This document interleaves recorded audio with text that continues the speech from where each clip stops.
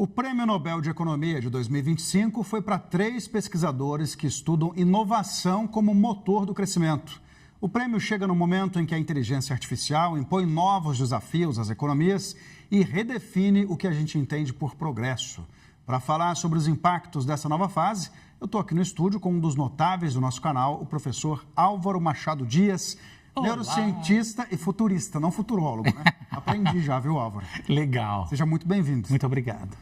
Bom, eu queria que você falasse para a gente o que esse Prêmio Nobel da Paz, da Paz não, né? Da Economia, da Paz já teve também, mas é outro departamento aí. O que esse Prêmio Nobel da Economia revela, né, sobre essa era da IA que a gente está vivendo e também a forma como a inovação impulsiona o crescimento? Claro. É o seguinte, o Prêmio Nobel de Economia desse ano, em certa medida, ele estende a lógica do prêmio do ano passado. Por quê? Porque o prêmio do ano passado foi sobre a importância das instituições para a estabilidade e o crescimento econômico. O nome mais famoso é o Daron Acemoglu, que criou assim, um grande paradigma do ponto de vista teórico, mas também do ponto de vista prático, com Why the Nations Fail, um livro em que ele mostra que são as instituições sólidas que permitem que os países cresçam.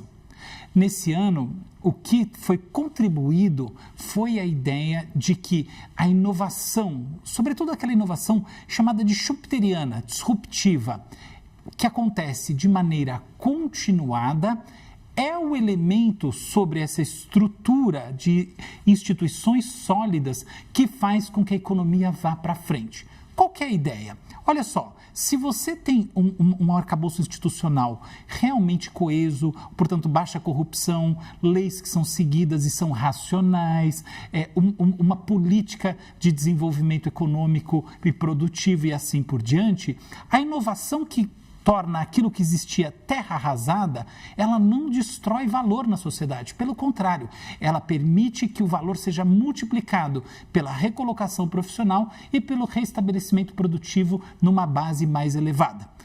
Esse é o paradigma que importa no mundo da inteligência artificial, porque hoje em dia a gente pode tanto terminar através da substituição produtiva na terra arrasada, quanto a gente pode terminar num outro platô de acoplamento em que o valor, o PIB e a virtude humana sejam todos muito mais altos. É por isso que esse Prêmio Nobel dialoga tão fortemente com o momento atual, que em última análise é um momento de bifurcação. Você acha que hoje a IA gera mais resultado para empresas isoladamente do que para o PIB global? Sim, inclusive eu fiz um estudo sobre isso e mostrei que o impacto nas empresas e, acima de tudo, Marcelo, o impacto na vida das pessoas é muito maior do que o valor agregado medido pelo PIB. É previsto que até 2030 o crescimento do PIB agregado seja de mais ou menos 3,2 pontos nas economias avançadas, enquanto no Brasil ele deve chegar a 0,6%. Menos de 1%, enquanto a gente vê que o impacto no emprego, na experiência subjetiva, no desenvolvimento dos adolescentes e mesmo das crianças é gigantesco. Ou seja, há um aparente descasamento das duas coisas. Essa é uma linha de estudos justamente inaugurada pelo Daron Acemoglu, que foi muito conservador e encontrou números ainda menores. O que eu fiz foi revisar essa literatura com dados avançados, dados e mais próximos do nosso horizonte temporal, porque o artigo dele é do ano passado, e encontrar uma projeção um pouquinho mais otimista. Ainda assim, há esse descasamento. E sabe qual é a razão? Qual? É principalmente o fato de que no começo custa muito você montar uma infraestrutura. A inteligência artificial, ela exige novos servidores, matrizes energéticas robustas e, enfim, perenes. Ela exige um conhecimento e desenvolvimento, portanto, muito P&D para semicondutores, para modelos, ou seja, para IAs com matemática computacional avançada e tudo mais. E tudo isso, na prática, é custo muito antes de ser resultado.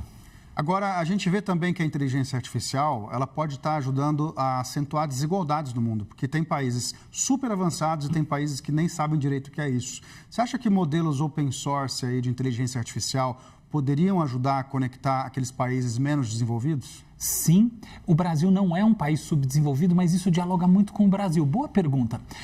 No caso brasileiro, eu fiz uma modelagem e, pelo menos do ponto de vista matemático, a conclusão é que a gente pode chegar próximos do nível de adoção europeia se a gente conseguir fazer uma transição baseada em modelos open source. Olha a importância do open source para o Brasil nesse momento. Uma curiosidade é que tem um dado que circula, que vem de um gestor de fundo muito importante, que diz que até 70% das startups americanas usam modelos open source chineses. Ou seja, na hora de fazer a oferta do produto, o open source tem um papel violento. No Brasil, parece que é a mesma coisa. A gente tem uma chance de conseguir desenvolver IAs adaptadas ao nosso contexto local e, sobretudo, IAs que tenham algum nível de soberania, ou seja, a gente controla aquilo, retreina o modelo, evita fuga de dados, etc. e tal, usando modelos open source. Mas sabe qual que é o ponto, Marcelo? É que sem capacity humano, sem a gente ter esse capital que vem do treinamento, da educação, do preparo, nada disso funciona. Então, por exemplo, no Brasil se fala muito sobre a gente fazer essa transição em sentido a ser um celeiro de servidores de IA, né, de grandes data centers. Eu apoio e acho ótimo. E esse papo tem tudo a ver com energia, o que está certo. Só que não tem só a ver com energia. A gente precisa ter os técnicos em grande volume. Aqui é a mesma coisa, só que vezes 10. Para essa transição baseada em modelos open source acontecer, não basta a gente torcer e efetivamente a nossa fé se realizar em ato e os modelos aparecerem por aí, né? A próxima versão do DeepSeek ser tão boa quanto o Claude Sonnet 4.5, que é o melhor modelo do mundo na atualidade. Não. Importa a gente ter capital humano suficiente, o que significa que a gente tem uma grande lição de casa. Tá certo. Álvaro Machado Dias, muito obrigado pela participação. Eu que agradeço.